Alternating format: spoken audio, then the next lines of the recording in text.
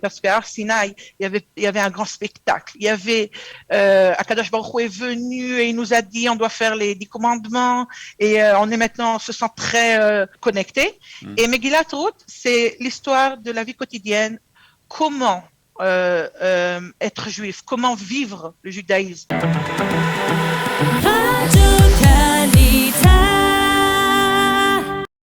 Et comme chaque vendredi, enfin comme chaque vendredi, pas exactement, puisque ce vendredi, on va plutôt parler de la fête de Shavuot. Et peut-être aussi, on va dire quelques mots sur la parashat Shavua, mais on va parler surtout du sujet, un des sujets en tout cas de la fête de Shavuot, c'est-à-dire la conversion, avec l'histoire de Ruth, de Megillat Ruth. Et pour cela, nous sommes très heureux de recevoir Merav Belaïch. Merav, bonjour. Bonjour. Alors, vous êtes enseignante dans le cours de conversion à l'armée, un cours qui est lié à Native, Native qui s'occupe en fait, on va dire, de la venue, plus particulièrement, mais pas seulement, des Russes et des Ukrainiens en Israël, c'est un peu ça? Exactement. Alors, Native, c'est le GOUF, celui qui s'occupe des conversions officiellement. Vous m'entendez? Oui, oui, très bien. Okay. Officiellement des conversions en Israël et à l'armée et en dehors de l'armée. Il y a deux masloulim et moi je suis à l'armée, comme vous avez dit.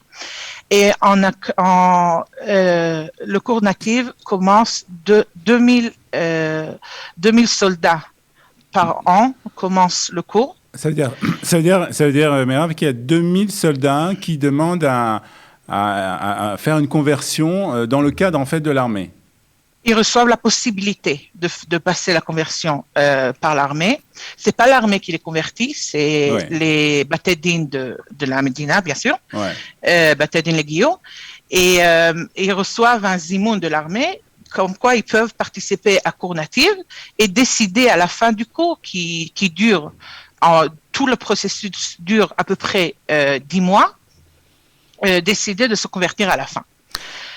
Il y a sur les 2000 soldats, il y a seulement 30% à peu près qui finissent la conversion à l'armée. D'accord. Alors, avant qu'on parle du cours et du fait que ces soldats finissent ou pas cette conversion, d'abord, pourquoi l'armée a décidé de s'occuper de ce sujet qui, a priori, n'est pas un sujet qui dépend de l'armée, ça dépend plus de la Rabbanut Harashit ou peut-être même du Misrad Apnim, du ministère de l'Intérieur. Pourquoi, justement, l'armée a pris sur lui de s'occuper de ce genre de sujet?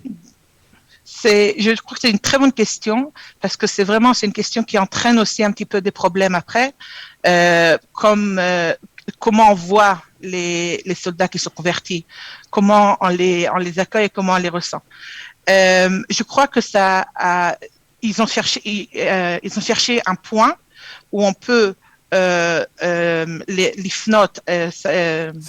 proposer, la possibilité de conversion à une masse de jeunes soldats, hommes et femmes, surtout femmes d'ailleurs, beaucoup de soldats, il y a plus de chayalot que de chayalim qui passent la conversion, et le faire avant qu'ils veulent se marier.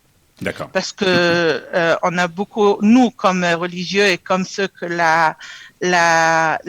l'identité juive est très importante pour nous, on veut surtout proposer la possibilité de se convertir à ceux qui vont rencontrer notre banim et banot après à l'armée ou après au travail et se marier avec eux. Voilà, c'est-à-dire que, bien entendu, comme on le sait, en Israël, pour se marier, on est obligé, si en tout cas on veut être inscrit, passer par la Rabbanut. Donc il y a en fait cette obligation, presque obligation, je veux dire, de se convertir pour pouvoir donc passer cette étape du mariage. Est-ce que vous pouvez nous dire un peu quel est le profil justement de ces candidats à la conversion? Ce sont des enfants israéliens, bien entendu tous, puisqu'ils vont faire l'armée, qui sont nés ici, qui sont venus dans le cadre ou des enfants ou des jeunes qui sont venus dans le cadre de la loi du retour? Voilà. Alors, c'est vraiment, ça a changé le profil des soldats qui viennent de se convertir. Il a changé un petit peu dans ces dernières années. Ceux qui sont soldats qui sont à l'armée, ils sont ici parce que peut-être leur grand-père était juif et eux, ils sont ici parce qu'il y a le Chok HaShvut qui permet à des gens qui ne sont pas juifs pratiquement, mais ils ont même un grand-père juif, de venir ici être en Israël. Mais les dernières années, c'est des Israéliens qui sont nés ici, comme vous l'avez dit, qui sont éduqués ici. De plus en plus, le père est juif, le père même. Et il se marie avec une Russe, comme vous dites. Pas il se marie, il amène un enfant. Et l'enfant, il est éduqué comme Israélien, qui parle hébreu. Il connaît le judaïsme exactement comme celui qui est à côté de lui en classe. Et peut-être il est même un petit peu massorati. Le père, peut-être il est marocain, ou peut-être il habite à Ashdod, alors il connaît tous ses copains qui vont à la tefila le Shabbat. Et après, il y a beaucoup de fois qu'il reçoit le zimoun, donc l'approche de l'armée via un cours natif. Et c'est la première fois qu'ils se rendent compte qu'ils sont différents, qui ne sont pas juifs. Ils ont un problème, ils se rendent compte à ce moment-là de leur problème identitaire, on va dire, qui est posé par le fait que leur maman n'est pas juive. Alors, vous nous avez dit au début de cette interview que 30% seulement, on va dire. À peu près, moins que 30%. Alors on va dire c'est un chiffre quand même un peu bas. Finissent ce cours. Comment vous l'expliquez?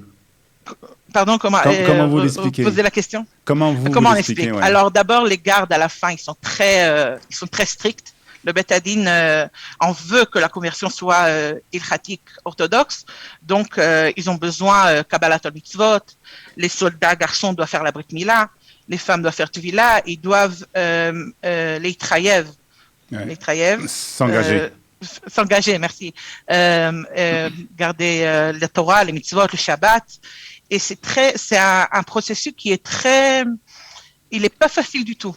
Et ceux qui veulent le faire, ceux qui le terminent, ils le veulent vraiment. Et à Begil Esrem, quand ils ont 22 ans ou 20 ans, quand ils commencent, c'est pas exactement le mariage qui leur intéresse à la fin.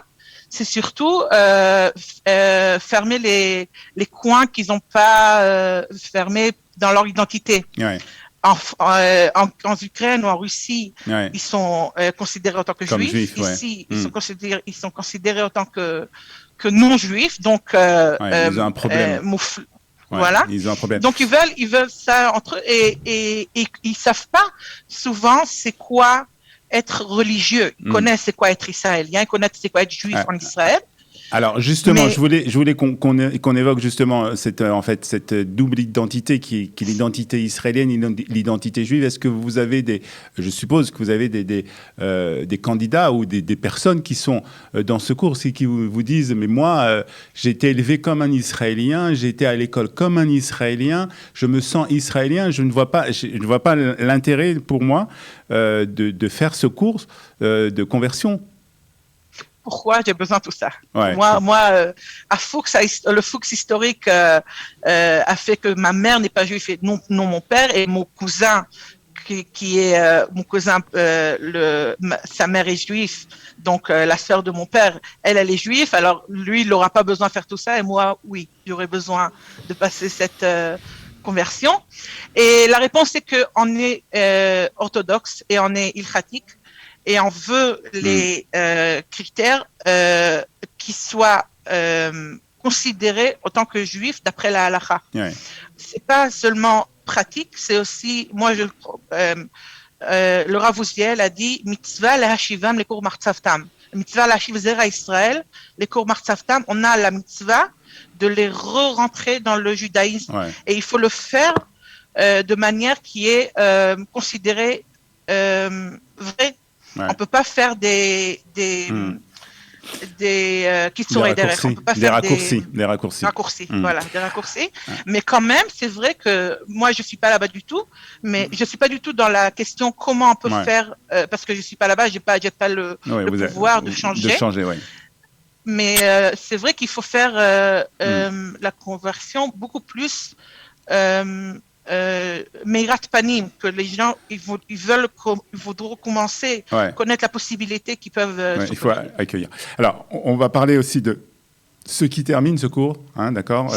Donc, les 30% qui terminent ce cours. Et vous vouliez parler un peu des choses que nous, en tant qu'Israéliens, que citoyens israéliens, on peut faire justement pour aider ces convertis, en fait. Oui. Alors, il y a, comme vous dites, les 30%. C'est des après-soldats, donc après l'armée, ils ont 21, 22 ans, 23 ans. Des fois, ils retournent à la maison avec la mère qu'elle était très, elle voulait qu'ils soient juifs, mais elle s'en fout un petit peu de ce que ça veut dire. Et ils connaissent pas la synagogue à côté de chez eux parce que ils sont passés vivre à Tel Aviv peut-être, et ils n'ont pas de communauté. Ils connaissent pas du tout les communautés religieuses qui sont à côté. Et ils se retrouvent seuls. Ouais. Et c'est très dur de maintenir le judaïsme tout seul. Bien sûr. On le sait en tant que... Bien sûr, ça, c'est évident. Ouais. Voilà. Évident. Et donc, si il y aurait plus de moudaout, je perds les mots, je m'excuse. Ouais, de connaissance. De connaissance. De connaissance, voilà. De connaissance de ce problème, de connaissance qu'il y a. Beaucoup des soldats comme ça qui sont convertis et qui sont seuls. Et la seule chose qu'ils veulent vraiment, c'est être connectés à une communauté, être connectés à quelqu'un qui cher patlo, qui veut, qui continue à être shomer Torah mitzvot. Voilà, je crois qu'on peut faire beaucoup pour. Voilà. En fait, ce que vous nous dites, c'est que d'une certaine manière de parrainer entre guillemets ou d'adopter entre guillemets des personnes qui ont eu ce processus de conversion et qui ne sont pas toujours après avoir eu ce processus et qui ont été convertis. N'ont pas toujours la possibilité de rester dans cette atmosphère de vie. Alors ça, c'est très important. Et donc, c'est juste à la fille qui a 24 ans, on est Shabbat de Tammuz, qui finit à 8 heures du soir. Elle n'a pas le droit de rentrer dans le téléphone. Elle n'a pas le droit de fumer. Elle n'a pas le droit de faire rien du tout. Et elle est toute seule. Ouais. Alors, qu'est-ce qu'elle peut faire? Qu'est-ce qu'on demande d'elle si elle n'a pas de cadre qui l'entoure? Alors, c'est très important comme sujet. Et puis, je voudrais quand même, Merav, puisqu'on a l'habitude de dire un petit mot, un petit Dvar Torah dans cette rubrique du vendredi. Je voudrais alors peut-être qu'on ne va pas parler de la Parashat HaShavua, mais de Shavuot. Et bien entendu, Shavuot, c'est Megillat Ruth. Et Megillat Ruth, c'est le sujet de la conversion, en fait. Voilà, exactement.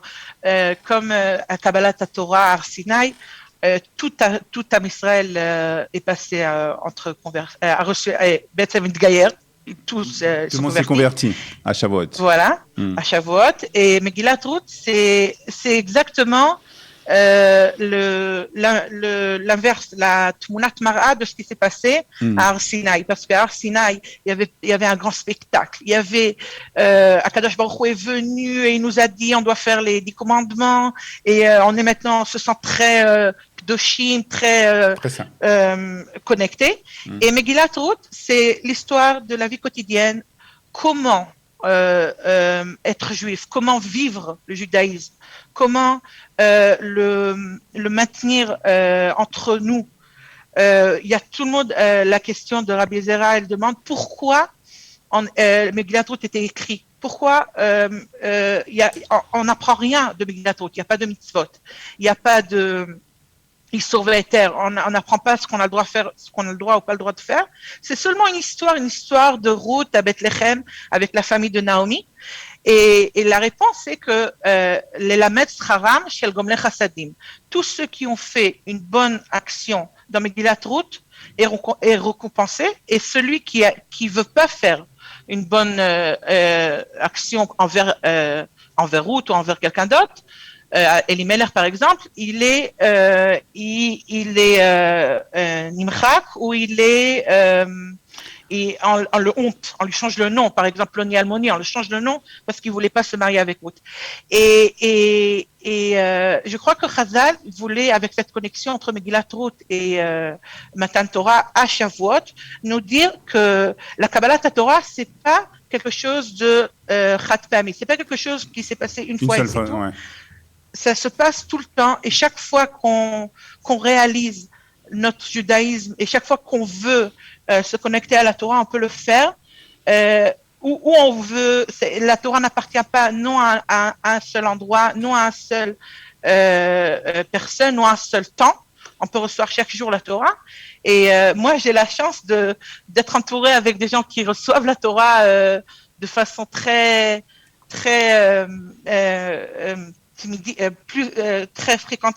fréquente. Et moi, ma Torah à moi, elle est mitradeshet comme ça. Elle se renouvelle. Voilà. Elle se renouvelle. Se renouvelle, exactement. Très bien. C'est un très beau message en tout cas. Et on a aussi retenu le message, si on a dans notre entourage des personnes qui ont justement suivi ce cours de conversion de natives, qui sont en fait des Israéliens a priori, mais ils sont juifs. Qui sont juifs, voilà, et qui sont Israéliens, mais qui n'ont peut-être pas la possibilité de vivre dans une atmosphère comme ça familiale. Qui leur permet d'évoluer dans leur judaïsme, de leur tendre la main et de les inviter chez nous pour leur montrer, pour qu'ils vivent justement dans cette atmosphère. En tout cas, merci beaucoup, Merav, d'avoir été ce matin avec nous. Shabbat Shalom et Chag Sameach. Merci beaucoup. Chag Sameach, Shabbat Shalom.